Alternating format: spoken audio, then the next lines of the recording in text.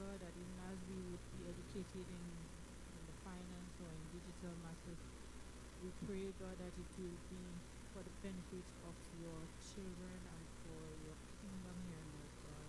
Bless the speaker, bless our chairperson, and bless each and every one tonight. And we pray, God, that your name in all that we do will be glorified and you will be honored. In Jesus' name we pray. Amen. Amen. Thank you. You may have your seats. So, first of all, I say thank you to our apostle for giving us this night and for recognizing the importance of advancement, financially and otherwise. Thank you very much, sir, for allowing us to have this seminar here tonight. And thanks to our presenter who so willingly agreed to come to teach us and advance our knowledge. So tonight, we are going to be speaking about investment and digital currency in the 21st century. And we have as our presenter Mr. Jonathan Lindsay. Mr. Lindsay is the son of the Archbishop of the West Indies, the former Archbishop of the West Indies. He's a manager at a local financial institution. He's been in banking for 25 years. He is the financial custodian at his church.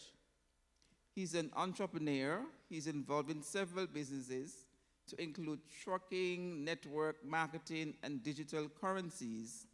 He's a crypto enthusiast. He's passionate about helping others. I can attest to that. He's a technology lover. I can also attest to that. He's a football fan.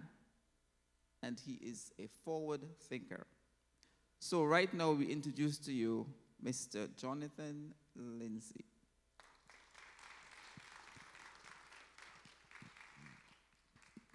Thank you very much. Oh, it's a pleasure to be here with you this evening. I would like to extend thanks to Apostle and to Candace for allowing me this opportunity to share with you. I do not profess to know a lot, but what I do know, I am willing to share. And I think that is important for all of us in every stage of life. Wherever you are, it does not matter, because guess what? When you die, you take it with you. We need to plant the seeds here for somebody to carry on what you know. So it might seem challenging. Some people get offended or scared and thinking, well, they're going to take it away from me. Well, it wasn't yours to start with in the first place. Our God above has blessed us with whatever it is that you have. So share it. He says that if you do that, he will give it back to you, shaken, multiplied, however, you know how it goes. All right, so share. Don't be afraid. So tonight we're going to talk about a topic that a lot of people are scared to talk about. Money. Why are we scared? If we understand the basics, if we understand the root of it, then we could understand how to use it for our betterment. I wish I had learned a lot of this much sooner. You know, even being in the banking industry for so long, you are stewards of other people's money. But you need to be stewards of your own money, and that could be challenging. So tonight, I'm going to try and share a few details with you, and hopefully at the end of it, I hope that you will be interested so we can see a program that Candace and I have started in, and she's now my business partner. And hopefully others, you could take it, you know, but do your research and let's see where it takes us. So guys controlling the presentation, work with me as there are a lot of pauses in between. So I'm just going to ask you to advance with me as you can, okay? So advance to me, please.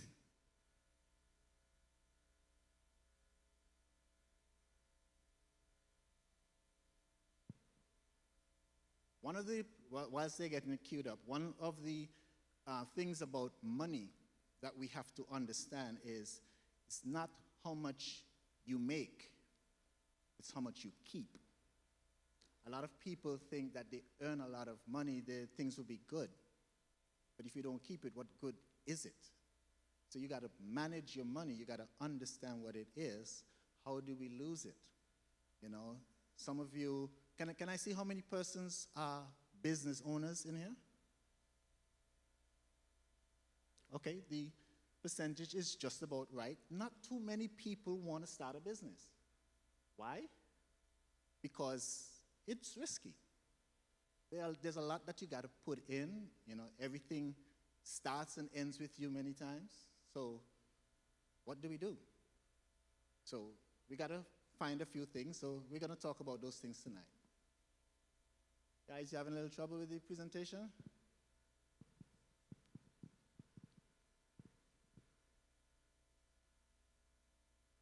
Advance?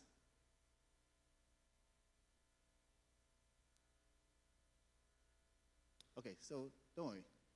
We'll get it right.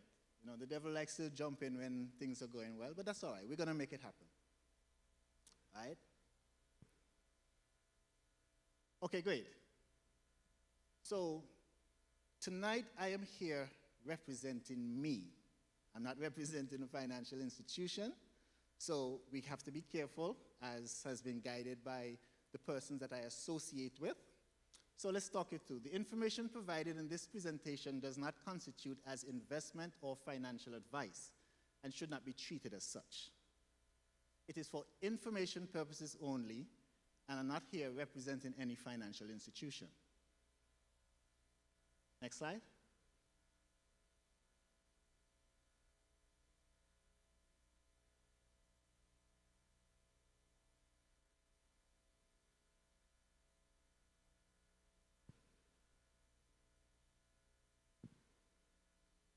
Good. Next slide.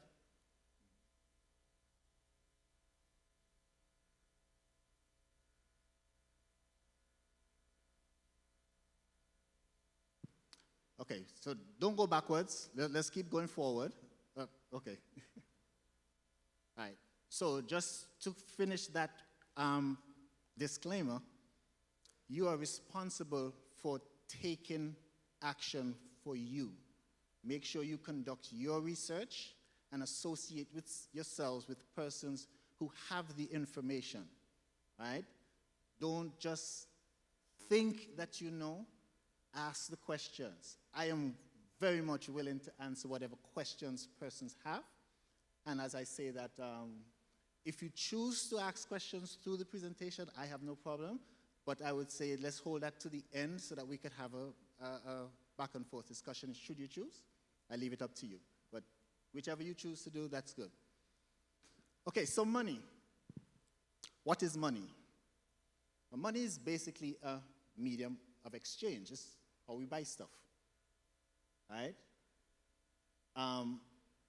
We start off through the exchange of goods and services, and we have something that represents the cost of the item that you're buying.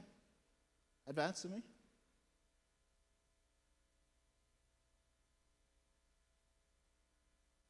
So when did it start?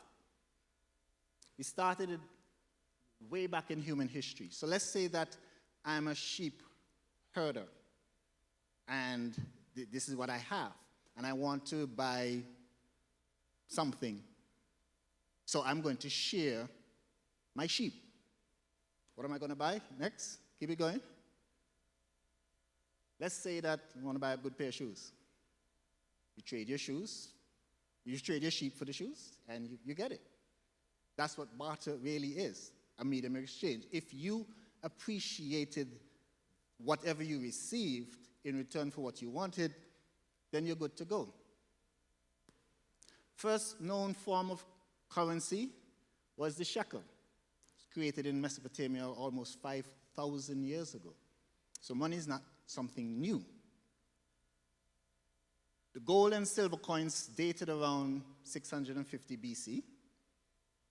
Paper money started in China around about 700 AD.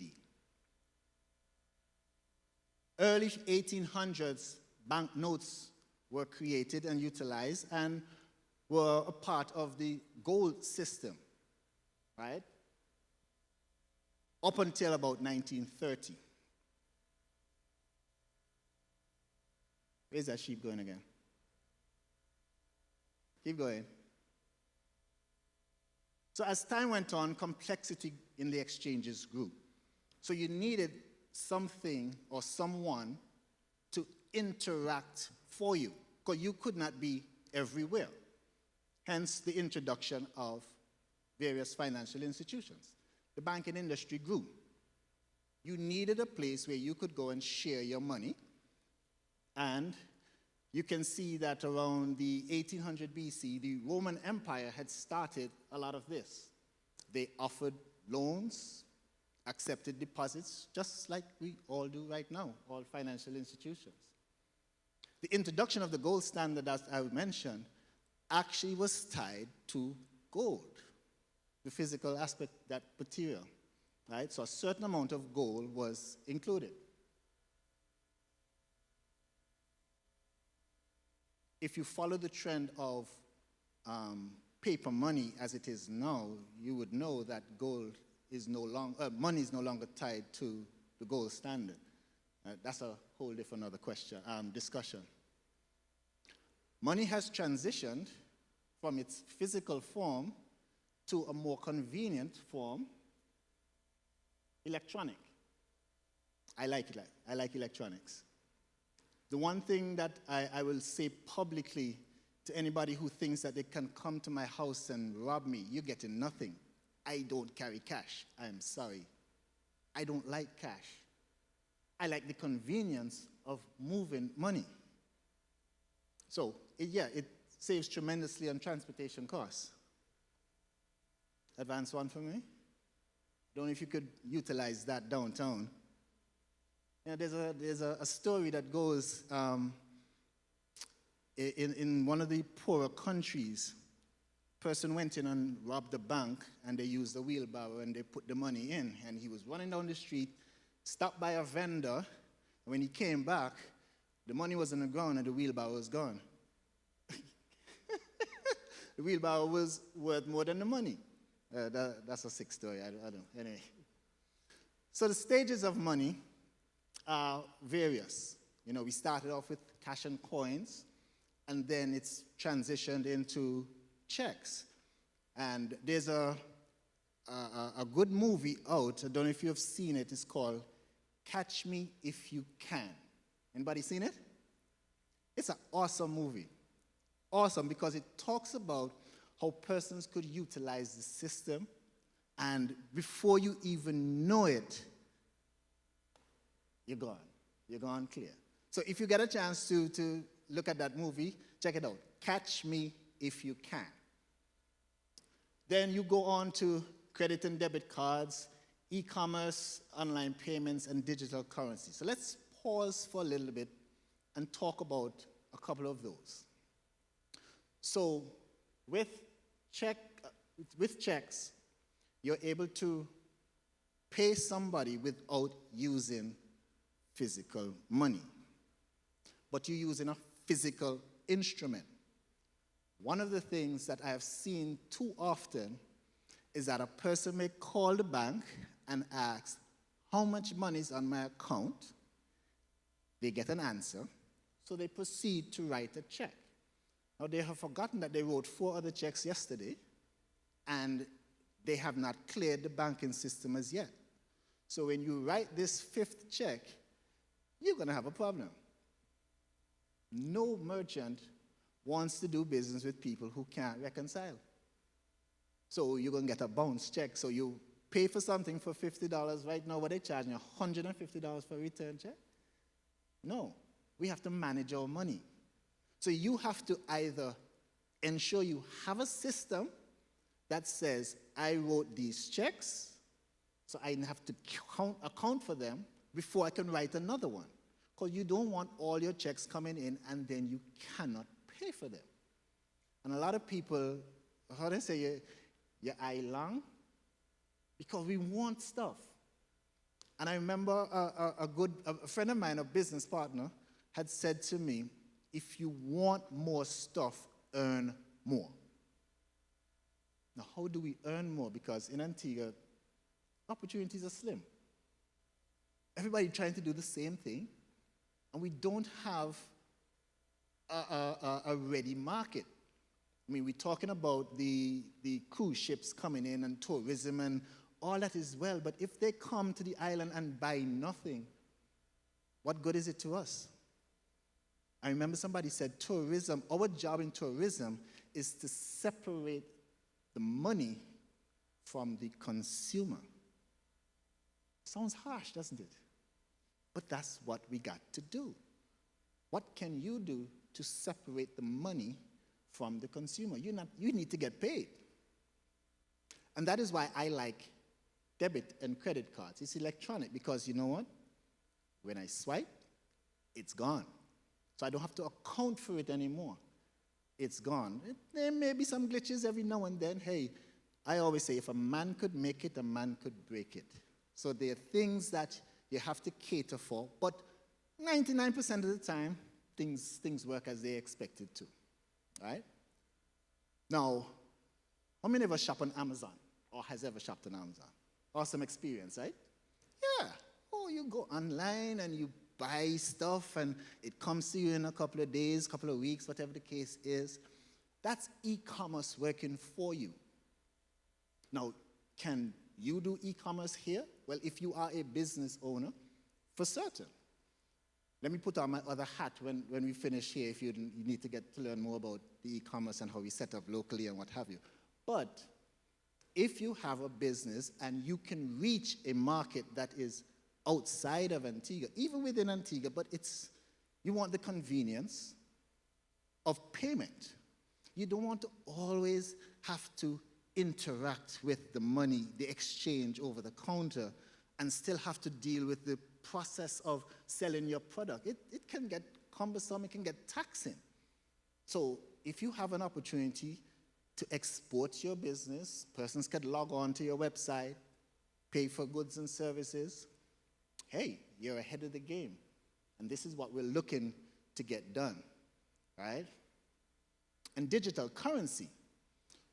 So what's the difference between a debit card and digital currency? Now, this is where we have taken off in a whole new direction. Totally different technology, totally different opportunity, things that have not yet settled down because it's a very young industry. Young as in 13 years old. That's pretty young, yeah? But a person may say, well, why should I even consider thinking about digital currency? Well, let's look back at history, right? They say the best indicator of future performance is the past history. Yes? So if you can understand where we came from, what we have in place, then you could project where we are going. Let's look at in the 1980s. Somebody may have come to you and say, hey, there's this new business opening up and they're looking for people to invest. You interested? It's called Microsoft. Never heard of it. What are they selling? Computers? What's that? Google? Amazon? Facebook? WhatsApp? If you had the opportunity to invest, if you knew then what you know now, would you invest back then? I don't think there's anybody who would say no, because you can see what they have done so far. Now, they're taking the game to a whole new level. Banking and financial services has become more difficult for a lot of persons. So digital currency has now stepped up and says we can provide services without the issues that financial industry presents. The whole issue of centralization and who has control and what you can or cannot do, the whole anti-money laundering and all that good stuff can be a pain, isn't it? Sometimes, let's face it, I work in the industry and I understand that you have these pain points. So an opportunity is presenting itself. At this point, we have not yet really done the mass adoption role. We have not really set all the standards. For any of you who may be watching the industry right now, you probably are listening to some of the issues around the FTX matter that's happening right before our eyes. Yes, it can be scary. There are risks. But if we take the time to learn and understand what these risks are, then you can position yourself so that you can win. And that's what we're about. Nobody wants to lose. And we don't want to lose. We don't want you to lose. Let's go. Next slide. We'll come back to digital currency. Don't worry. So does money have any value? So back in the day when the metal coin was actually created, it was created from that specific material. So there was that value. But technically, no, money really doesn't have any value. We put a value on money. So paper money has no intrinsic value. The value is set for whatever the goods and services it could buy. Advance for me one. Which one would you choose? And I'm sure you could see your preference. Yes? All of these are $100 bills. But would you choose a Jamaican $100 bill over a US $100 bill? Probably not. I seriously doubt it. Next slide. So why has money transitioned? In a single word, convenience. It is so convenient to be able to do what you want to do. I have to transfer monies to pay X persons. They don't live in Antigua. Imagine me having to pack a suitcase to try and get it to them. No. What happened here? You went black? Right? The convenience of moving money is awesome. So, it allows for trade, do our e-commerce shopping, and Christmas around the corner, so, you know. We want to communicate a standard price for these goods. Yes? When somebody says, hey, this costs $100, hey, don't tell me it's 110 and 200. No, it's a price that I know that I can budget for and pay. And it also stores your wealth. You want to know how much you are making, how much you earn, how much you are worth? That's how we tell. Next slide.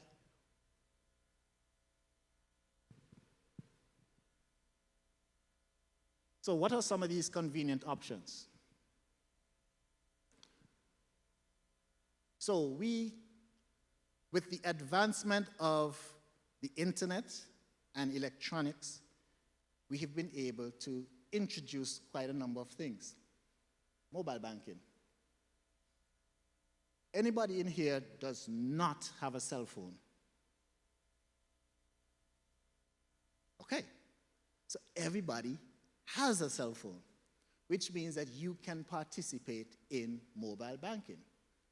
Let's say you and I have a business transaction and you want to pay me, or I pay you. I can pull up my phone, I can get your details, and I can send you money from my phone. How cool is that? I don't have to wait till the bank open and all, and no. Pull up my phone, send you the money. E-commerce transactions. We spoke about that. The automated clearinghouse. What is that? You ever heard of ACH? No, the boys always coming up with some big words and try. No, basically, there is an interface that allows for the movement of the payment for goods and services through a common medium of exchange. A centralized area where one bank could facilitate your payments going through that exchange to go to another bank, whether it be in Antigua or in any of the Eastern Caribbean at this point. We're looking to advance it, but for now, we're dealing with just the EC dollars.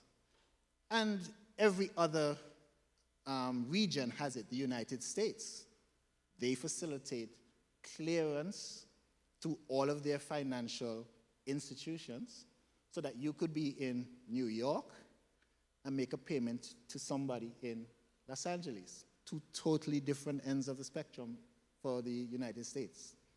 So it is significantly convenient. Point of sale. What's that? The POS. So let's say we go to our favorite supermarket. Two of them right around the corner right here, right? So you can go and make a payment using your debit or credit card. Oh, I'm so sorry. Yes, thank you. So the opportunity is there for you to make a payment. I have seen a lot of persons, and if any of you in here, I could understand if you don't know, because is it that calypso when you say boldface? If you don't know, you just don't know.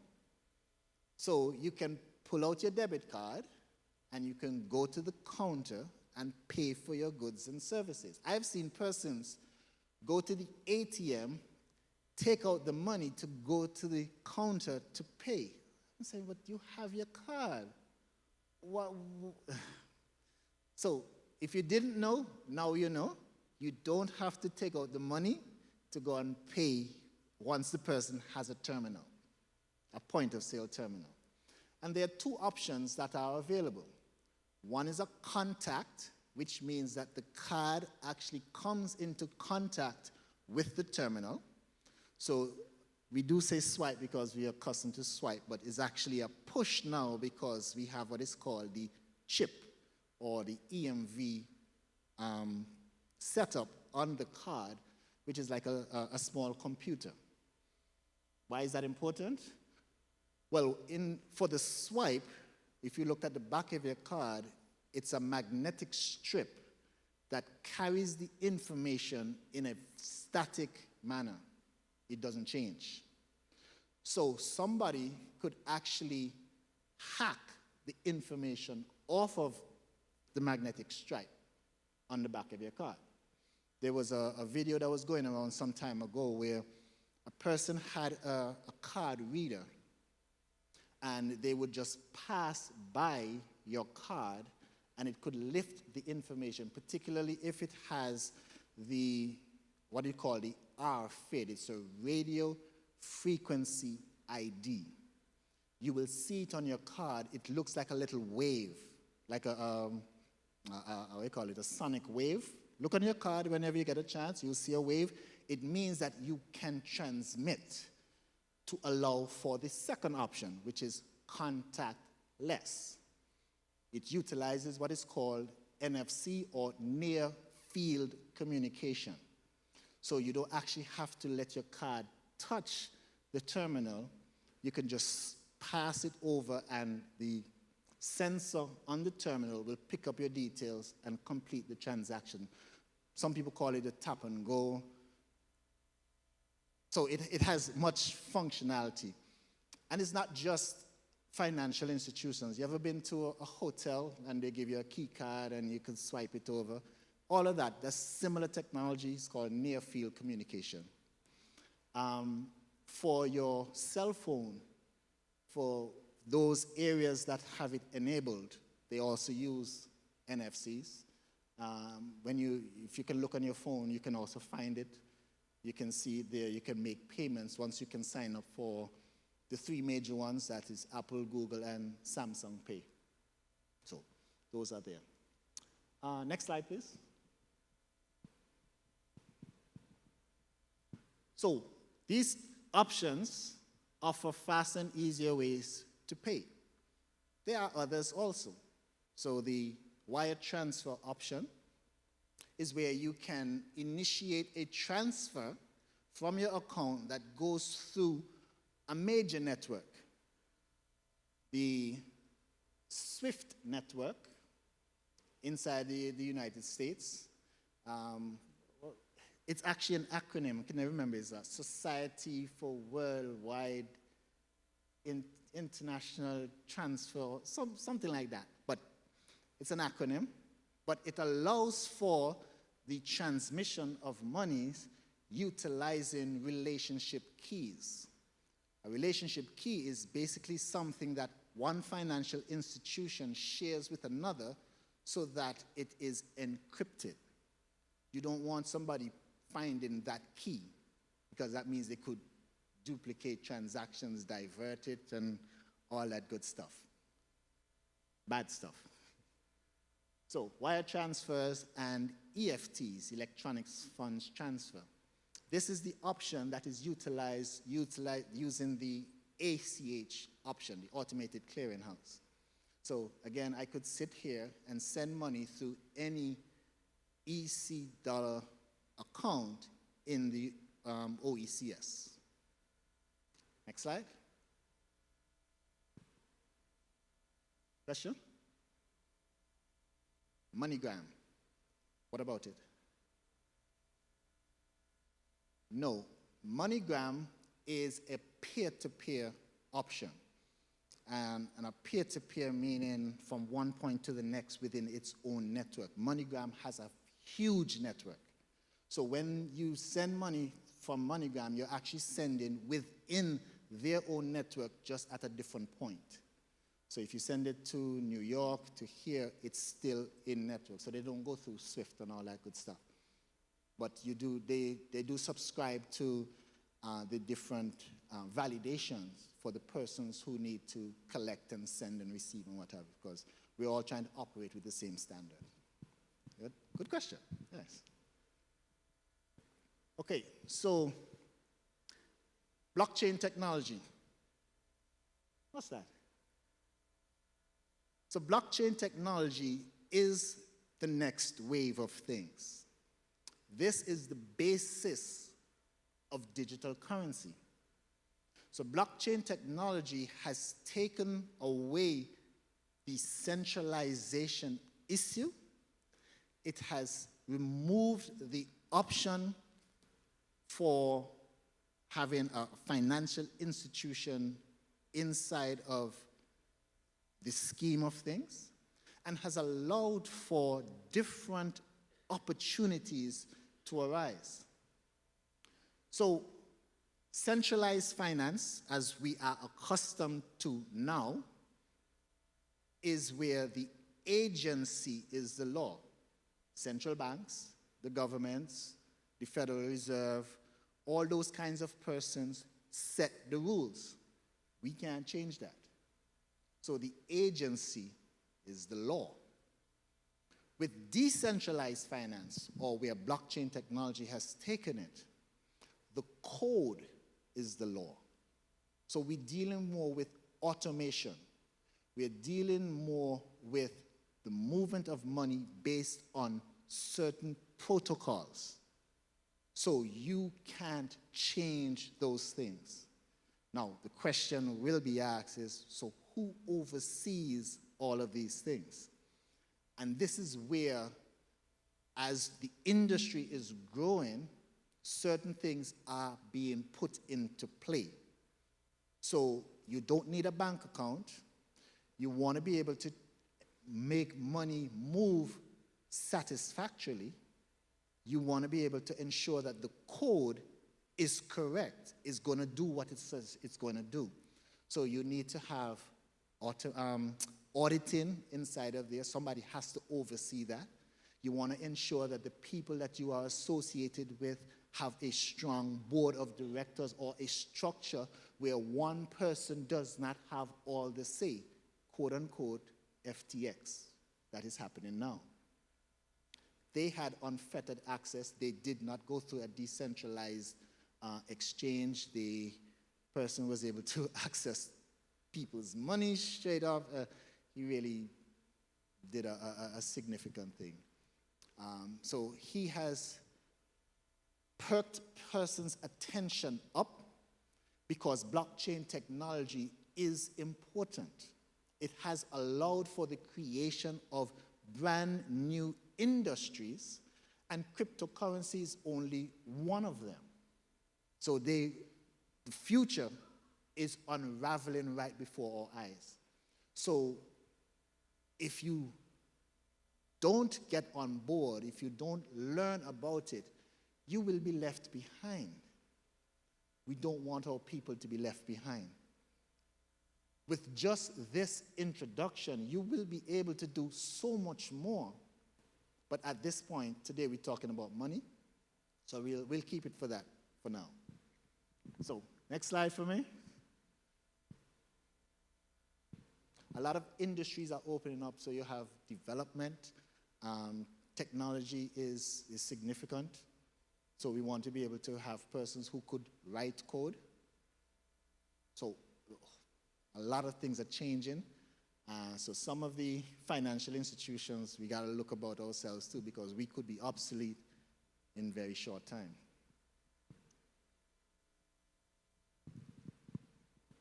So I spoke about blockchain, but there are some specifics to it. So blockchain technology is a list of data records that work on a decentralized digital ledger. So I made mention about the wire transfers previously. Recognize that when a wire transfer is done, there are two ledgers that are in play. The institution from which you sent the money has one ledger. So they will take money from your account and put it to another account there. And the receiving bank, wherever that is, has another ledger. Now it goes further that if they are the intermediary and has to go to a third or fourth bank, you're talking about different ledgers at each institution. The challenge can be is that what's on one ledger doesn't match the other. So how do you reconcile that? Somebody forgot to put an entry over here, somebody duplicated it over there, somebody said I sent it, but it didn't go, and it's back and forth. Reconciliation can be a nightmare. With blockchain technology, there is one ledger. When you move money out, it's gone. Don't look for it again.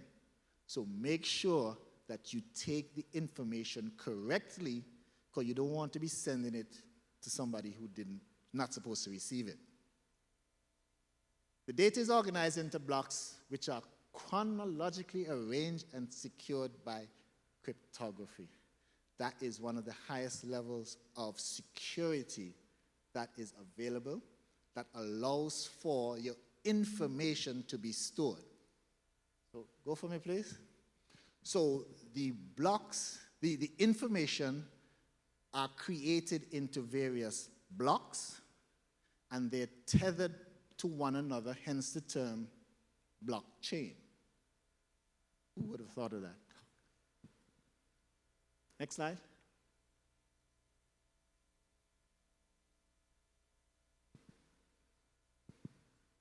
So the transactions occur on a peer-to-peer global network.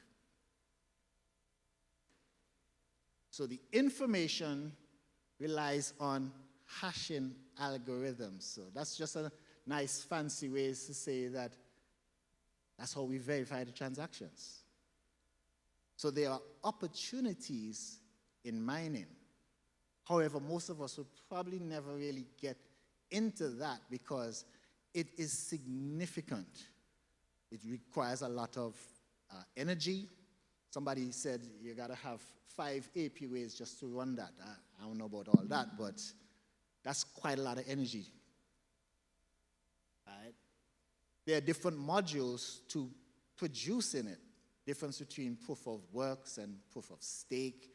A lot of these come with different opportunities. Proof of work is where the miners actually race to complete the algorithms and are rewarded by different currencies. Bitcoin, as I'm sure many of you would have heard, that is the result of the successful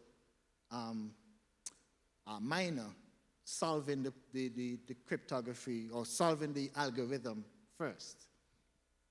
Now, many of us would like to participate inside of this opportunity, but I don't have 5 APUs monies to deal with. So I can't even deal with one. So proof of stake takes a lot of that away. So it allows you to participate. So proof of stake has now changed the game where a lot of the currencies are stepping up and allowing persons to be more involved, basically for that. Next slide, please. So here, some of the products of blockchain technology are cryptocurrencies, as I mentioned. NFTs. Anybody heard of an NFT? No? Awesome. Okay. So an NFT is a non-fungible token. Okay, some big words here, I think. So a token is a representation of the money that is being transacted. Fungible means that it can change. Non-fungible means it cannot change. So something as simple as a $10 bill is a fungible item.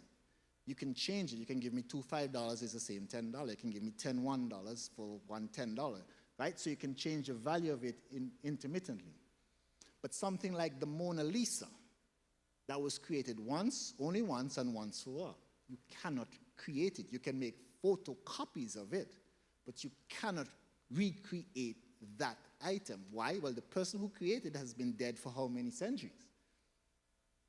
So that is a non-fungible token. That industry came about with the advent of blockchain technology that has allowed for persons who are involved in art in particular to move to the digital space and begin selling their art. How phenomenal. You now have created an industry where somebody doesn't have to see you downtown to see a physical item to try and buy something for you. You can transmit it digitally worldwide. That has taken off by storm, and persons have been making some serious money that way. And some of us say, we're going to get involved. Yeah, I don't draw. I'm not an artist, so somebody said, well, just hold your corner and let's do what we got to do. A metaverse. What is a metaverse? Well, a metaverse is an area that they are creating for commercial activity. Call it Amazon on steroids. You now want to be able to go and buy stuff somewhere utilizing a cryptocurrency, a token of your choice. They are creating that space, and it's not just going to be one. Facebook is creating one, various other places are creating, because everybody wants to have their stuff. Who holds the keys holds the purse, or however that saying goes. But creating a metaverse where somebody or people can come and purchase from you, that's a game changer. So we're looking out for that. Staking, well, here for persons can invest whilst not actually doing a lot of stuff. Creating a metaverse requires money, requires liquidity. So how do you get people to invest in your ideas? So if you did staking, you can attribute it to be something like a CD at the bank. You give the bank some money. The bank says, I'm going to hold your money for 12 months, and I'm going to give you X amount of interest at the end of the year. That's staking. You have provided liquidity to the people who want it, and they will then provide you with a reward. Most of them are a lot more frequent than the banks. Some of them are daily, others are weekly, but it all depends on how the arrangement is set up. So this has presented an opportunity for many of us to invest with little less risk. I don't have to worry about creating a metaverse. I don't have to worry about doing all of the major heavy lifting of things. I can just put a couple of dollars there, make a few more, get a little better return than what's available worldwide at this point in time. Why not? Decentralized exchanges. And this is the creation. This is where if you wanted to be able to buy cryptocurrencies, you go through an exchange, and you'll be able to move back and forth. A lot of people do foreign exchange trading on the exchanges, a whole new world that has really opened up for us. Next slide for me. So as I was saying, a lot of these things are allowing us to really participate and change the way we think about money. So the rise of cryptocurrencies. In 2008, the first cryptocurrency was born. That was Bitcoin. Anybody heard of it back then? They don't share them kind of things with us. I mean, back then you could have bought Bitcoin for 10 cents. It couldn't buy anything. It couldn't, 10 cents, you couldn't buy a 12-cent sweetie. So I could have spent $1, bought 10 of them, and watch it rise over the next 10 years to a value of over $69,000 for one Bitcoin. I'd be like, what craziness is that? But at this stage of the game, we are looking at investment opportunities. We are considered early adopters. We have not reached anywhere close to what is called mass adoption. There are a lot of kinks to work out. But as it is now, opportunities can still go. If you do not have any investment opportunities, consider looking at this. Why? So if you could earn 0.2% every day for the next year, would that be anything to consider? I'm not going to do the math for you. That's your homework. Do the math. 0.2%. Not 2%, 0.2%. It puts in a little bit money in your pocket. More than what is available now. Because things are tight. Anybody know what the CD rates for banks at this moment are? We're not going to go down there today. Bitcoin is the largest by market capitalization. Just means how much is in circulation. We're talking about $321 billion. That's with a B. That's a lot of money. It means that persons are doing something that we're not aware of. So if we can be aware of it and participate just a little bit, you don't have to put your life savings, and please do not put your life savings. I would recommend that any investment that you choose to do, don't put all your eggs in one basket. You ever heard your mother say that? Well, for those of us who had that opportunity, because my mother didn't tell me anything about investing, unfortunately. She said, well, I can't teach you what I don't know. I said, okay, I appreciate that.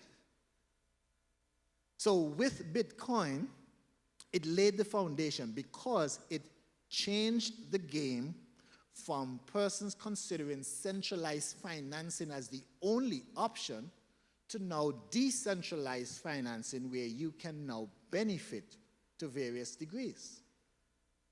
So is Bitcoin a viable option? Well, let's consider viability.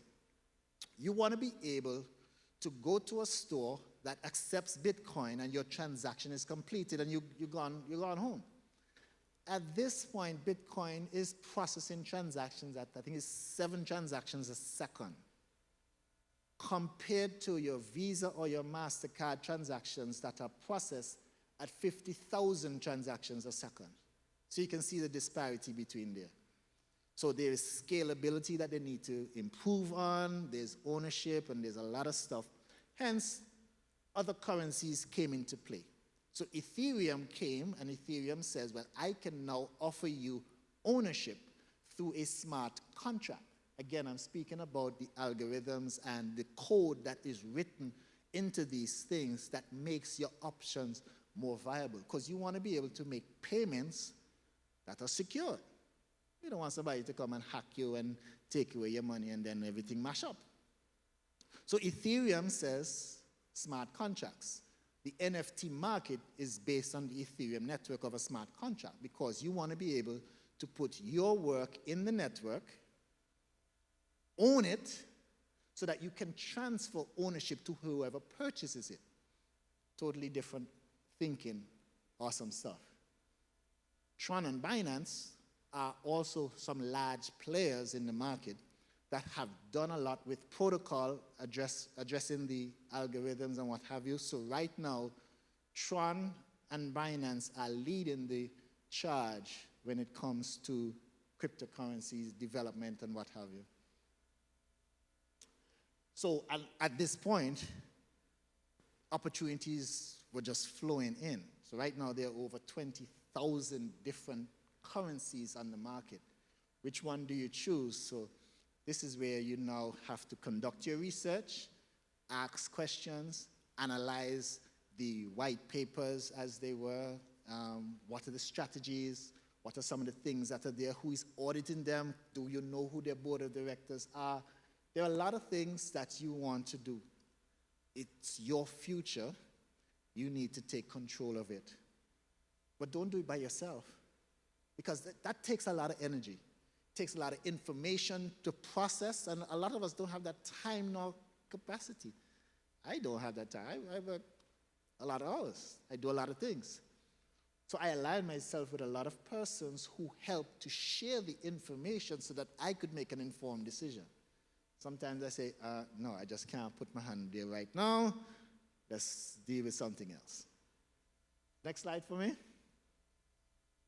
So all of this is leading towards letting you understand that there are options. Are there risks? For sure. I would be lying if I told you there were none. But with anything, there is risk. You could be walking outside and you could trip and fall down, break your foot. There's a risk. But you can mitigate it by taking your time, you could, whatever. So you have to ensure that you assess the risks. You're going to have price volatility. Price can go up, price could go down. Do you want to manage that? There are people who can manage that for you. If you want to be able to be involved in that, by all means, you know. So you take charge of your future. The unregulated aspects of centralized entities, FTX. Unfortunately, we're going to be hearing a lot of that over the next few weeks, as the case may be, until people get accustomed, get comfortable. Susceptible to hacking and human error. As I said earlier, if a man could make it, a man could break it. So you want to be able to ensure that the people behind the code, behind the algorithms, know what they're doing, that you can understand them. Do you know them? Do you know anybody that knows them? Do you trust them? Do you trust the information? If they've been audited, do you know the auditors? That kind of thing. Discontinuation of program. Next slide. That one is going to fall out. Ooh. You know, you'd want to put your money somewhere, and then the program just stops, and you don't know if you're going to get back your money. That's hard. You work hard for your money, you want to make sure you can keep it. So what are the benefits? Well, transaction costs. Anybody sent a wire transfer recently? Not cheap. Thank you, Candice. We leave it there. It's not cheap. But why isn't it cheap? Well, the money has to pass through a lot of networks, pass through different platforms. There are different aspects to the movement of the money and all that good stuff. So there's a price that's placed on it. We don't have the option to change it. So cryptocurrencies or digital currencies has afforded that opportunity where the price can be significantly less. Security, privacy, transparency, diversification, all of these allow for opportunities for us. Passive income potential. Yeah, Imagine you doing something and you earning money while you sleep. Isn't that awesome? My gosh. Next slide for me. So where do we go from here? Remember that investment has risks. So you want to educate yourself. Make sure you get the information. Too much information is better than no information. So you want to know it. You want to ensure that you set yourself up to win. You don't want to lose. Whether you do anything with the information is up to you, but get it. Don't be afraid to ask the questions. Do what you have to do in order to win. Don't invest more that you can lose. You get your salary and you put all of it there and things go bad and be like, oh, you see it. No, don't invest more than you could lose. Make sure you have a budget. You got things that you got to pay for. You got discretionary spending. Make a budget. Those are time-proven things that you can now manage yourself. Next slide. So what is your strategy? A lot of people's strategies are, you're busy. You ever seen them? Where do these people come off begging every day for you? They don't. I find it difficult to beg on a daily basis. That's a new industry, eh? They're professional beggars. They feel that I must work for them and just give them the money. No. The good book says, by the sweat of your brow. Well, they're not sweating out there at all. So, you want to beg, borrow, stealing right now? Yeah, we got to be so careful. But a job, okay? A job is good. It provides you with some income to meet your daily needs, hopefully. But many of us can't do much. A lot of people don't consider their time more important than their money. But if you had enough money, you could buy your time. If you work a job, our time is not ours. So we got to do something else. Business, okay? So they say start a business. Okay, so what business? Okay, we just spoke about some. Let's look at it. Social Security. Oh, I can't wait to get retired and then Social Security go. Well, the average Social Security payment right now, and they're struggling to pay it anyway. They want us to work longer so they can get more coming in. Investments. So you have the options before you. Let's not put our heads in the sand and hope that it's going to get better.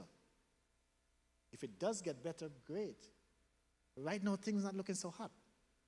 Anybody see a different picture than me? No, I didn't think so. So we got to take control of our future, your future. Nobody's going to do it for you. But align yourselves with persons who are going forward so that you have a chance.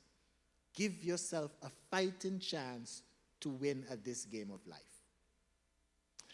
I think this is the last slide coming up for this one. So, Candace and I, as I said, we have formed a team and we have embarked on this opportunity to jump into digital currency via the Ultron ULX coin. I'm going to be cognizant of your time tonight. I'm not going to, I had 2 other presentations, but based on the time, I will not go into them. So allow me just to give a quick synopsis. You can reach out to us afterwards where we hold Zoom meetings to share the information with some of our senior partners that are overseas. I've had the good fortune to be rolling with a couple of these persons who range throughout the Caribbean, throughout Europe, Africa, and Asia, where they have shared information with us that we can now participate and jump in. So the Ultron ULX coin has partnered with an affiliate marketing company called Mavi, where they provide you with your investment into a staking hub.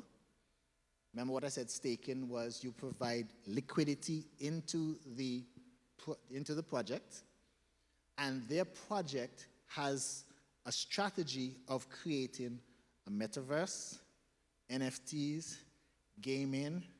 They have aligned themselves with a very famous tattoo artist who comes with some millions of subscribers. So you can imagine when she comes, her name is Ivana. When she comes, you're talking about a whole set of persons coming in. The idea is to drive demand upwards. And the one thing about cryptocurrency is that it is purely economic. It's not somebody setting anything. It is really where supply and demand meet. So that is how the price is set. You ever see when mango in season? As I say, you have mango for bang dog. Make somebody come with a bag of mango and sell you for $20. Would anybody buy? Yeah. You can go on your own tree or somebody, so you always get mango coming, so you can't sell a bag of mango for $20. But when mango out of season, and they come in a nice juicy mango for maybe $5, maybe, you might consider it because mango not in season, and you might want true demand and supply. And this is where Ultron has been pushing that opportunity for us by creating these things, by driving the demand through those strategies to allow for the movement of the price of the coin. So I'll tell you quickly that it started in June of this year after a 2-year development of creating the code and putting the infrastructure in place and what have you. And they launched the coin at 1 cent. And you can invest from a minimum of $100 all the way up to 300,000 if you have it, which would allow you then to purchase a staking hub, and they provide you on a daily basis a reward of 0.2% worth of coins. So on a daily basis, your coin accumulation increases. In their white paper, their strategy said that they were looking to mirror the advancement like the Tron network, where in 2017, Tron started at 1 cent, and in 5 years, it went to 5 cents. Now, you may not think that that movement is significant, but you're talking about market capitalization that has taken the movement from 30 million to $6.8 billion. So that network has moved, and the returns that have been made have made a number of millionaires based on the persons who have invested. So Ultron came and said, hey, we're going to mirror that opportunity based on the strategy outline, and they're looking that in 2 years' time, rather than 5, that the price of the coin would move from 1 cent to 5 cents. Lo and behold, it took 2 months to move from 1 cent to 11 cents. So the persons who may have invested a little bit would have gotten a significant return. You do the math. If you invested $100, you got 6,000 coins, and you revalued those coins at 11 cents per coin. So these are the opportunities that come our way. At 0.2% daily, you get additional coins. So you have a build-up to allow for accumulation of some wealth. So imagine accumulating 0.2% on top of what you've invested for a 5-year period. Because that is where they have extended it to. 5 years, and then at 5 years, then we can determine what happens thereafter. So what is your strategy? My strategy is, hey, I'm going to put aside a little bit, the minimum, $100. Just put a little bit so that I can have an accumulation of coins. So in 5 years' time, let's see where it goes. Because remember, the white paper is saying, hey, in 2 years' time, the price would have gone up. So if the demand of the coin goes up to, say, $1, and you have 100,000 coins, what if it goes to $5? Bitcoin went to 69,000. So the person who had 10 coins got good results. What's your strategy? So the affiliate marketing aspect of things with Mavi and Ultron has changed the game somewhat. Because, okay, so we have purchased a coin, now what? So just like what I'm doing here, I'm encouraging some of you, all of you, to take a look at it. And let's say some of you do join and run with this opportunity, we would also benefit from the packages that you would purchase. Network marketing is that basis. You encourage persons to come in, and based on the packages that they have purchased, you gain additional income. Why not? Then you help them find other persons. Now some person's going to say, I wonder if that pyramid scheme that you're talking about and what have you. So let's analyze that for just a moment. What is a pyramid scheme? A pyramid scheme is one in which you get paid for not having a product, you get paid for head count, and you can move, you cannot move past the person that is ahead of you. Pyramid. So if you come in at the bottom, you can't move past the top. How many of us who works for somebody else could earn more than your boss? Probably not. I seriously doubt it. Right? So we have legal pyramids, but what we are looking at is illegal pyramids. So remember, no product, you get paid for head count, and you can't pass the person above you. Once you fit into those criteria, I don't want to be a part of you. When I consider what I am doing in my initiative with ULX, immediately those are the things that I look at. So I have a digital product that has a price.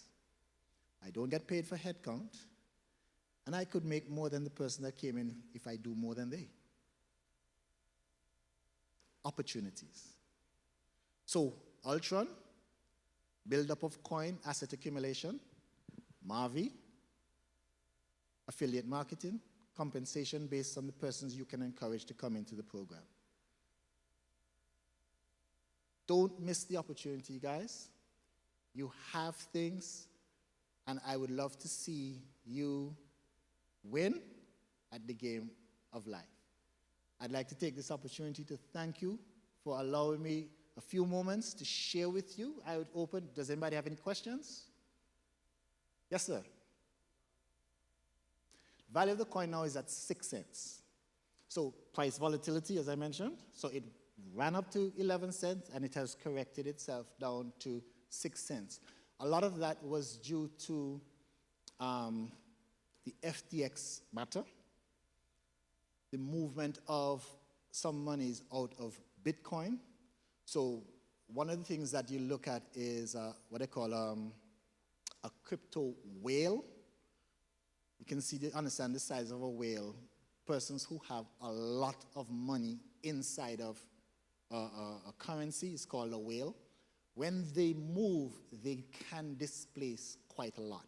So they will affect the price quite rapidly, which is why you don't want to have all of your coins at one location, because if that person moves, then everything mash up. Anyway, as I said, it's a young industry, and we're still growing. Right now, with the issue of FTX, the talk about how we regulate and understand those things is to the forefront. So we'll see where the next few weeks will hold. But good question, thank you. Any other questions? Yes, in the back, sorry.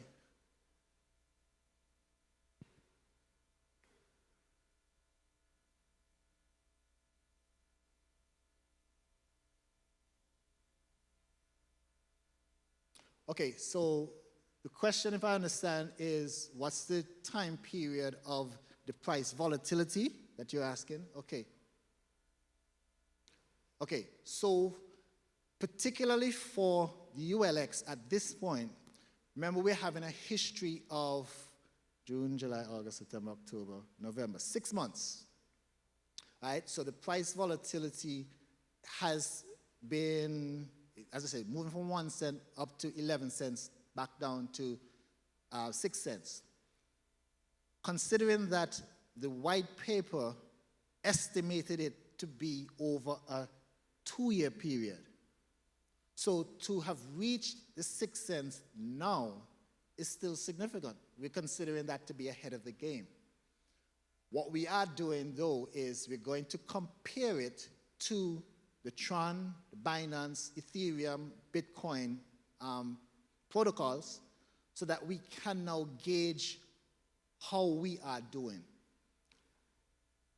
It will be difficult to put a timing on it that would say, you know, it had to be this then, because it's finance. You know, things are going to move, things will change. It depends on how many persons flock the protocols for the liquidity addition. So things will happen, but you want to be able to ensure that as the demand continues to grow, that the price of the coin will continue to go up. That's the hope. There are a lot of moving parts that will affect price volatility. Yes?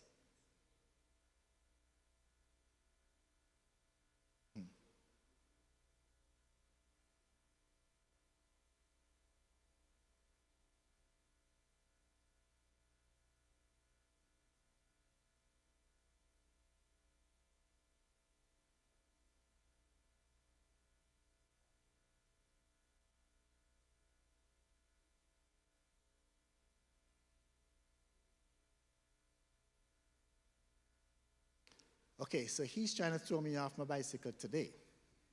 But that's good. I like those questions. Okay, so to answer your first question, you spoke about percentage in risk. Now, help me a little bit, because I'm not aware of how you quantify percentages in risk. What you need to do is to be able, are you talking about your level of investment? Okay. Okay, so that would be a personal choice. One of the things that I would think, and based on some of my research and what have you, not more than 10%. If it is that you need to grow into the 10%, then do so, because with risk, it's a fear factor. Persons don't want to lose, and I get that for certain. So remember the one thing that I had mentioned is don't invest more than you can lose. So if you follow that trend, then you should be all right. If you can lose it, you're good. The way I look at it, and I was telling one of my business partners today, is that your investment is a good pair of shoes or a dinner for two going out. You don't make any money on either of those things. You, you look at how your money has been spent over the last month, 6 months. Would you change anything? Maybe, maybe not. But let's look for the future. And I'm looking at a lot of our senior citizens today, and they don't have 2 pennies to rub together. And you hope they don't get sick. Because everybody's saying, you know what, I am all right, I'm healthy, so, don't make that change. What if you do get sick? I just had a friend who had brain surgery right here in Antigua. And she was so happy because she was scheduled to go to Barbados, but there were some issues with the doctor and what have you, but it worked out well for her because imagine spending all that money, time away, paying the doctors and accommodation, she couldn't travel under a month and what have you. Thank God that she had a successful surgery, but I don't want to see that bill. I really don't. To answer your second question on inflationary measures, so one of the things that the currency looks at is what stake in opportunity comes to offset the increase in inflation. So the daily accumulation of coins compared with the increase in the demand that drives the price up is expected to combat the inflationary measures. Right now, inflation is supposed to be around 6%, I think they say. So when you do the calculation of your daily asset accumulation, even if the price does not change from what it is now, can you combat inflation? And I think the answer would be yes. Hope that answers your questions to some degree. Awesome, okay. Any other questions? Anything in particular that you would like to hear about e-commerce? Okay, so the question is, how do you set up an e-commerce platform? So this is where the first thing you would need to do is to ensure that you have somebody who could create a website for you. Now, there are some off-the-shelf, if I could use that term, GoDaddy.com for argument's sake, that you could go there, you'd secure your website name, domain, so that you are able to create whatever it is that you want to sell. That's a whole different ball game for those developers. But the important thing is that you need to come to a financial institution that would allow for you to be able to make payments into it. So we would provide some information to the developers that would allow for the securing of transactions being processed. Once transactions are processed, you want to be able to follow through with the various standards that are there in the industry. The Payment Card Industry Data Security Standards, PCI DSS. Look it up. It's available on the internet. There are certain standards that must be followed. Otherwise, you are prone to be hacked. You need to make sure that updates, and it's a huge undertaking. So the persons who are developing the sites need to be up to date with a lot of those information.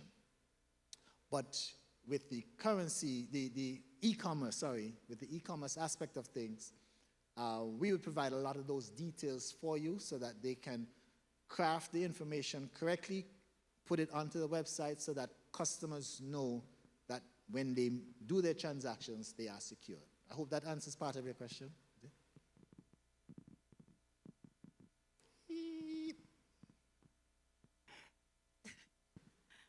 If I wanted to invest $100 now, where do I go? Who do I go to? So that I can start my investment. Awesome stuff. So you have different options.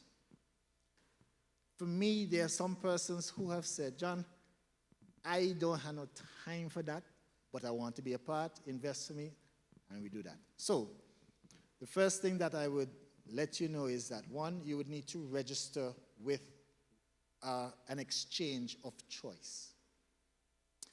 For me, based on this one, I have had to register with 2 exchanges.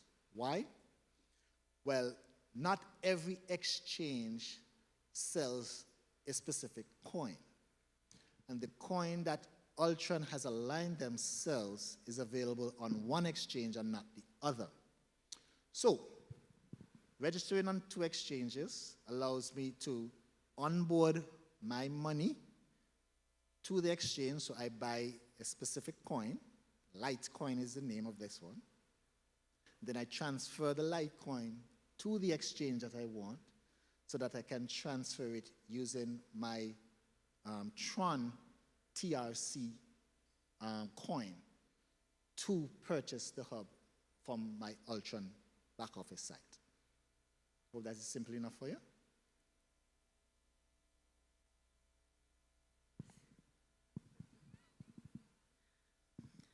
It's like you bring this information to us, and if we want to start something now, who do we go to? I mean, if you don't know how to go on the cell phone and know to find this and find that, you know? How?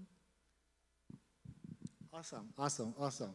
And I say that because some persons may want to run faster than they're capable. And I say capable in that I do want you to take that level of investment seriously, because I am here representing me.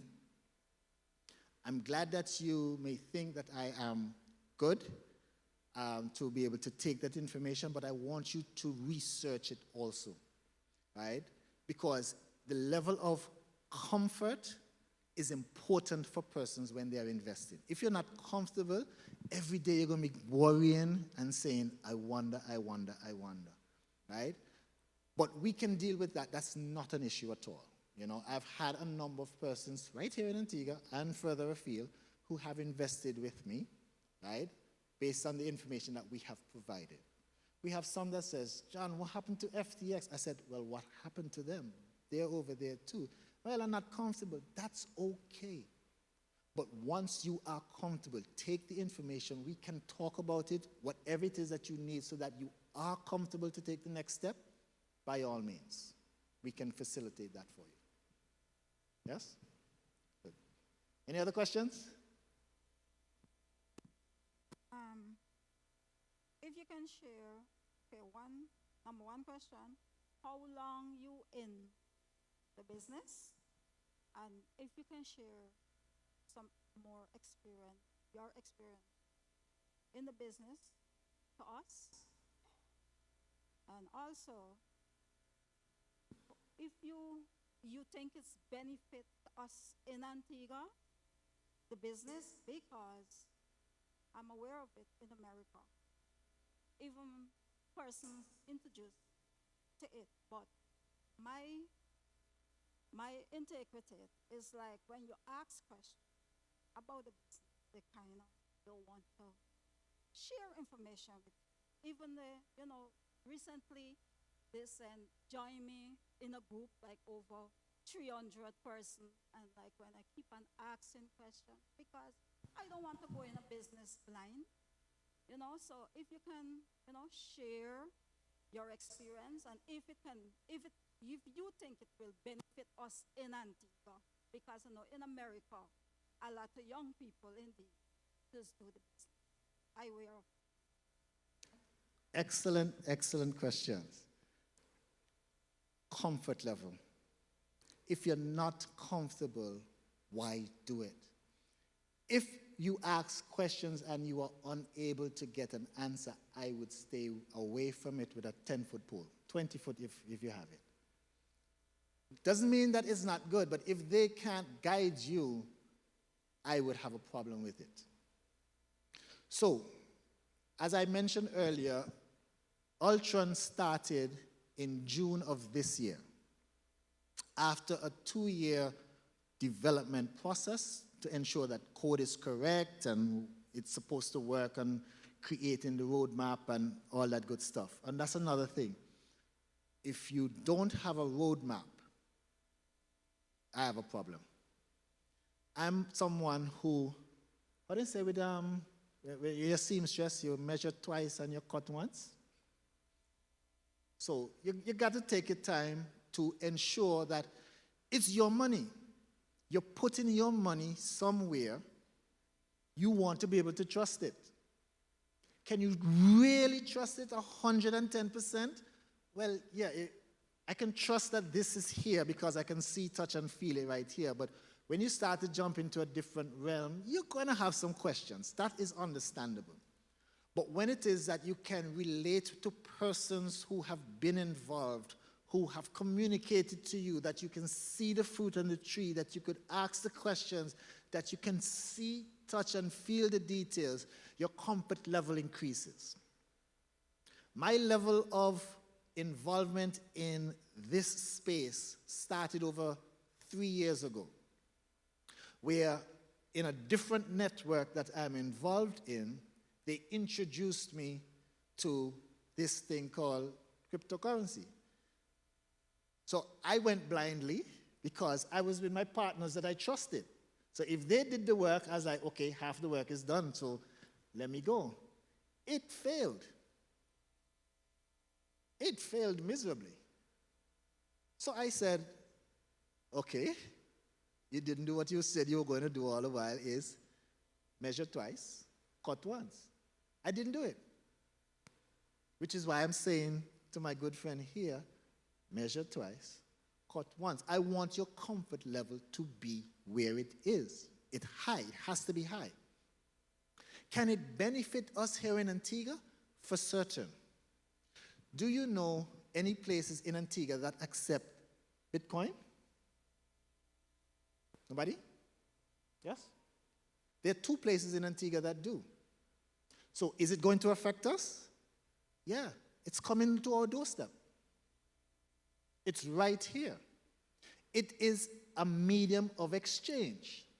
So you can pay with cash, you can pay with checks, you can pay with debit cards, you can now pay with digital currency. It's an opportunity where you can now make some money.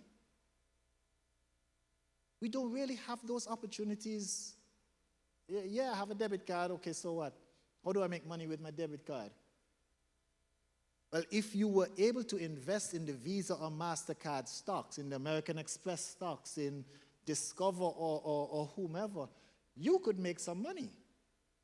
But many of us are not open to that. We're not available to go on the exchanges wherever they are to invest and make some money. All we know is consumerism. You go and you buy and you move on. But here is an opportunity where you could do both. You have a medium of exchange, and when it becomes mass adopted, then you will see how it will take off. Because mass adoption means everybody using it. So with everybody using it, the demand is going to go up, which means the price is going to go up, which means your level of investment is going to increase. If you're not involved, guess what? You make no money. So make sure you measure twice, cut once. Find out the information, ask the questions, keep asking. Because persons that you speak to are going to say, well, you're my friend, I trust you. And I will say, I'm glad for that, but go ahead and read. You need to be up to speed with the information. I will not lead you down a wrong road, but you don't know me from Adam. So you need to be comfortable with the information. Ask the questions. Do the research. Think of your future. If you have 5, 10, 15 years to go before retirement, what are you going to get at retirement? Is that going to be satisfactory for you? Have you done anything to improve your position now? Don't wait until you're retired and be like, okay, yeah, social I need my money now. You get it and then you still can't do much, unfortunately. So it does affect us. It is significant. It's going to come. It can't stop. You have to make a decision for you. I'm here to help as much as I can. Let's do it. Any other questions? Testing, yeah. Good night, John. Night. How are you? I'm good. Thank you for the presentation. Quick questions for you. First question would be, one, when do you plan on having the second presentation? And two, I believe I speak for most persons in the room from reading the room. I believe most persons will want to be more educated on the topic itself before taking a step forward with you. So do you plan on expounding further on the project itself? Investment opportunities you spoke on earlier. However, most persons don't seem to be comfortable with doing it on their own. So my question to you is it a case that they are supposed to be going through with you or individually? So those are my two questions. Okay, so I'll take the first question first. I'm available anytime you'd like me to come back. Candace can vouch for that and make arrangements. I have no problem sharing, and I'm glad you found some information from tonight. Regarding your second question, I would invite you to join us on our Zoom call. We meet every Monday, Tuesday, Thursdays, barring any issue, because the presenter resides overseas. He moves between a number of islands. He is from the Caribbean region. He lives now in Romania and moves through to Dubai and a couple of other major areas, because this is all he does. And he has been significantly better off for it. And that is where I am aspiring to. Because again, remember, I said if you had enough money, you could buy your time. Because time for me right now is more important. You know, you work hard every day and you think, oh, things will be good. No, I'm now seeing retirement not too far off. And I'll be like, I don't want to reach there just now because I don't have enough money to retire. Because it doesn't take age to retire. It takes income. If you don't have enough money, guess what? You're going to work longer than the prescribed time to retire. Your present job may say, see you, but you're going to say, well, I don't have enough, so I got to continue doing something. We got to keep that thought in mind right now and do something. And I'm suggesting that Ultron is one option. Remember I said, don't put all your eggs in one basket. Don't invest more than you can lose. But consider the opportunities, but do something. Take action. It's not going to happen just by you thinking. Take action. So we can share the information with the Zoom call for our next Zoom call. So you can reach out to Candace. I'm sure you can connect with her faster. We can talk about how we can communicate faster. We do have a WhatsApp and a Telegram group, so you can join, so you can get the information at a moment's notice, so that you don't have to worry about speaking to Candace directly. We can sort you out. That's not a problem. If you need me to come back and actually do the presentation this time, because this is almost minutes to 9, we can definitely arrange that. That's not a problem. Hope that answered your question. Good stuff. Any other questions? Yes, ma'am. Sorry.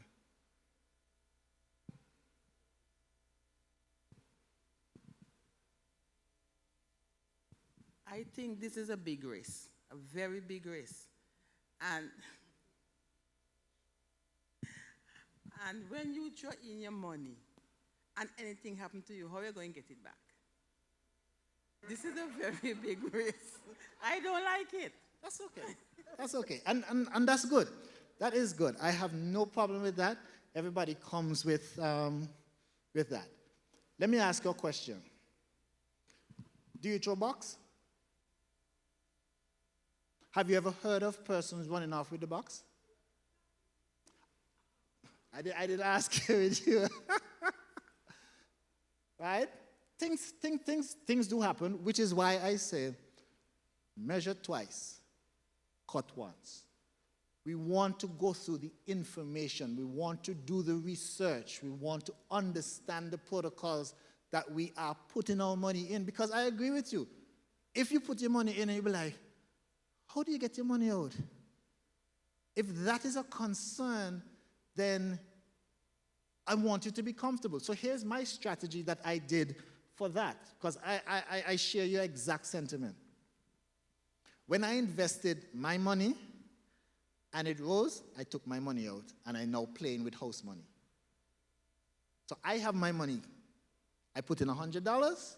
I made back a little bit more than $100. I pull my $100 out, I put it back in my pocket. So now whatever is there, I utilize. So if I lose all of that, I'm going to lose my $100. So I am back at ground zero.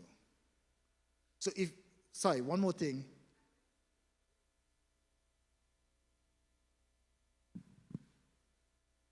And next thing, this comes like the box that they used to throw all around, and you put in 100 and expect to get 8 and 9 and 10, and then I get nothing.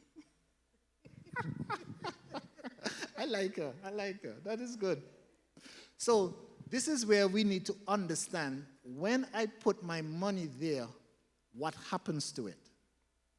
Remember, I mentioned the strategy of the company is to create a metaverse, to create NFTs. They're involved in FX trading. So they are making money. One of the estimates that was provided for me is that they're making somewhere in the region of 10,000% a day. A day. So when they share back with you 0.2% or 1% or whatever it is, they're making a lot more money. But it's for us to be comfortable with that arrangement. So my dear, I understand where you are, and if it is that you don't feel comfortable, please do not invest. I do not want anybody to put their body where their head, well, you put your head where your body can't pass, something like that. You have to be comfortable. I have done my research. I have been comfortable enough. I have made my arrangement. My strategy says, put your money in. When you get a chance, take it out. I did that. So now I'm playing with house money. I play with their money to make more money. So every so often, I take a little bit out so I can do what I want. I splurge, get a little dinner, buy a pair of shoes, go somewhere. I don't know. But the idea is, if I can make some money, can I share it with persons? Because I do think that it is legal, moral, and ethical. I don't want to see that fall down. Because guess what? Remember why I'm doing this. Retirement is around the corner. I need to be able to feed myself and my family, feed myself, my family, and my circle of influence. Because right now, in Antigua, things are hard. Some people are going to retire and not get a cent. Then what? That is scary. Yes?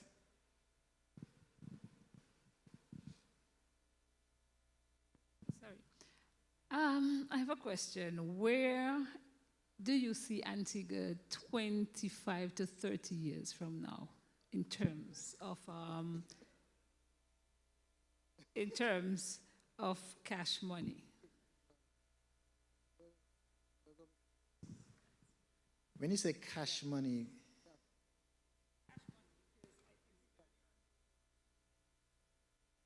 or the actual physical cash of things? Okay.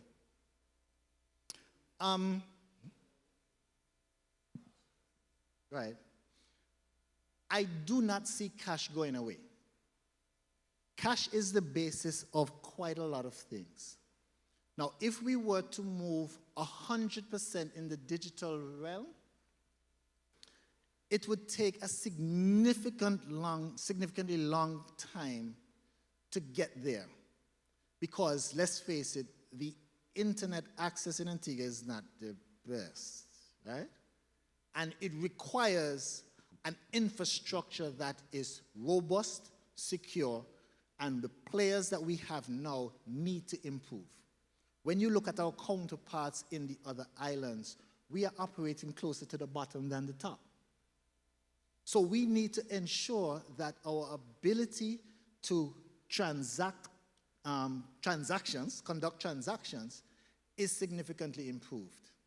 The central bank has the connectivity among 7 islands. That's not going to go away in a heartbeat. The government rely on the money that flows in and out of the islands. That's not going to go away in a short space of time. So 20 to 25 years, no, I don't see it. We're going to be impacted significantly with the competition of digital currency, but it's not going to go away. I don't see that going away. So that's my prophetic suggestion for you.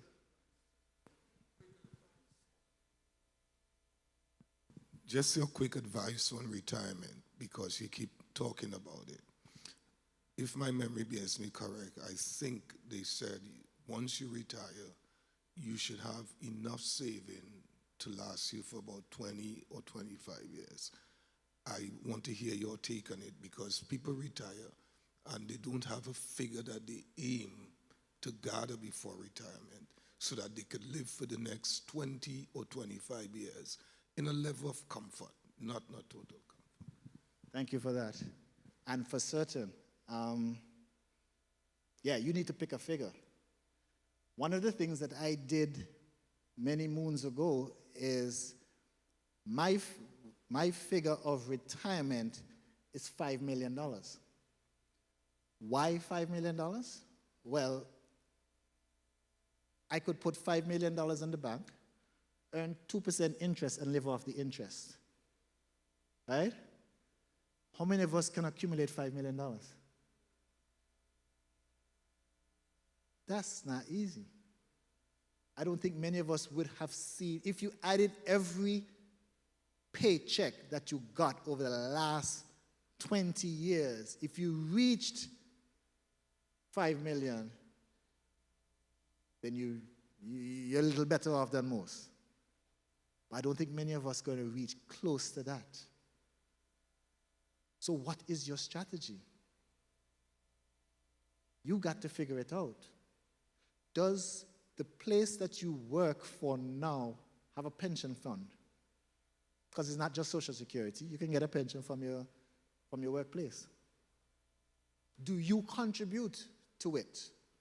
If they take out $100, do they match it?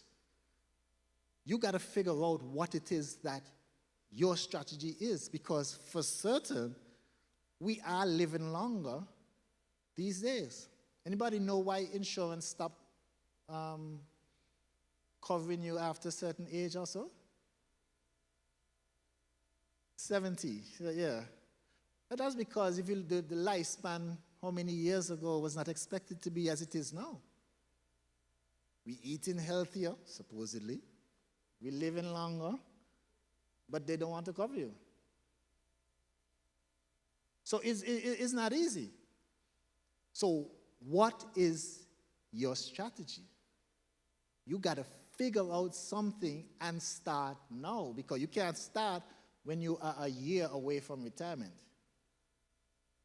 You can't start 5 years from retirement to accumulate whatever your figure is. And if your figure is $5 million, $1 million, you got to figure it out, and you got to figure it out fast.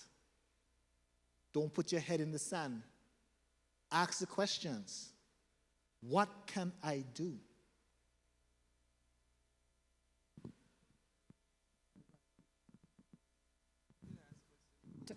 That's also a comment. Talking about retirement, you may have to have an alternative plan, because in cases where you invested, unlike Bitcoin or something falls through, what are you going to do? And you're close to retirement. Yeah, yeah. Wow. Yeah, it's not easy. So you really have to analyze what is before you. You know, and normally they say it takes money to invest, right? So a lot of people, when they hear the word invest, they say, well, that's not for me because I don't have $100,000 to invest. No. The game has changed significantly. So you can start with a small amount. But it takes discipline, it takes encouragement, it takes association with persons who have something that you can use. Don't miss an opportunity. Something better than nothing. You don't want to reach retirement and there is nothing to call on. Yes, sir. When you make the investment and it matures, you make a profit, how do you actually receive your profit, to skim your profit? What's the process? Okay, great, sir. So, no problem. So just as I had explained, when you move your money from your account to the exchange to purchase the hub, you can then move it backwards to the exchange so that you can get your money out. There are some currencies that do provide a debit card. So I'm actually in the process of looking to get one from another one that I have, so that I could transfer money that way. So I don't have to take it out, because one of the things that we have to concern ourselves is that there are fees to move money. They got to make money somehow also, right? So when you start taking money out and then the fees start to climb because you're coming across a divide from digital to fiat and what have you, then those fees can become high. So I have said, as long as money is in the digital space that I can have access to, why not? So if I have a debit card that I could swipe for my digital wallet and get the money, I good. I don't need to see my money piling up somewhere. Money is to be used, right? So you can utilize your money for whatever option. So once I'm able to get my debit card that I could transfer, I good. So yeah, very good question. Because you want to put your money, and you can't get it out.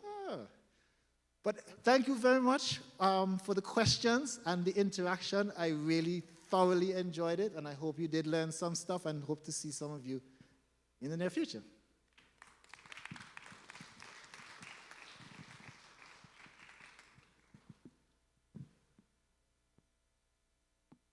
Thank you. Thank you very much, Mr. Jonathan Lindsay. Well, for me, it was very informative, and I hope that we took notes and that we are going to take heed, especially when it comes to retiring and our plans and the strategies we're going to use so that we can have a good retirement. We need to present you with this small token of our appreciation. Thank you for your valuable time, and thank you for giving us information that we very much needed. And may God bless you until you come back the next time. Thank you very much. Okay. All right, could we stand, please? Close in prayer. Apostle? Pardon?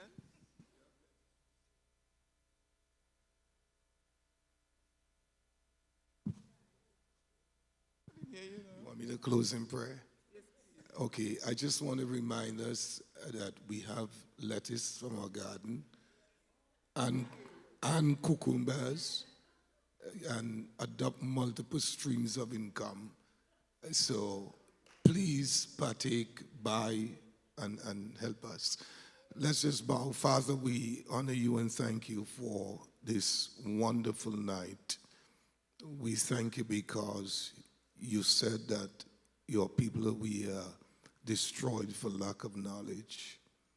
We thank you for the knowledge that you have equipped our brother with and the ability he possessed to translate that knowledge into our own lives. We pray that all of us would think seriously about what was said tonight. Even as we go home, we would regurgitate everything that was given and begin to activate what we're hearing tonight. We pray in Jesus' name that we would make wise, sensible, godly, life-changing, impacting decisions. I pray that you will continue to bless him, that you would continue to give him strength.